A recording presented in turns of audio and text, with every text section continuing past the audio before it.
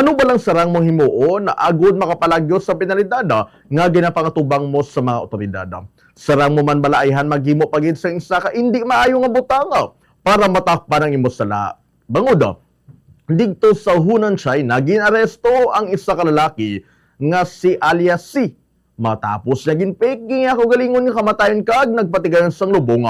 Agod makalikaw sa mga kaso may tanan sa pagdrive. Ngara sa impluensya sa makalubog nga limnon kag wala sang valid nga driver's license. Suno sa kapulisan, ikatatlo na ka beses nga naaresto ang lalaki sa pareho nga paglapas. Samtang temporaryo nga hilway si Bangod nakapiyansa, nagaplano man ingi ipeke ang iya kaugalingon nga matayon agud hindi na siya pagpangitaon pa sa mga otoridad.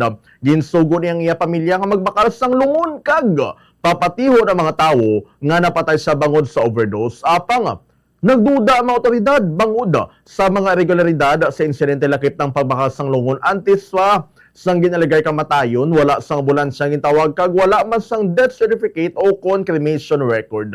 Pinagi sa surveillance footage kag bank records na kumpirma sa mga kapulisan nga buhi pa ang lalaki. Gilay naman ini ginaresto kag nagapangatubang sanduga nga kaso kag multa nga kapin 20,000 yuan o kun 185 pesos nga cash.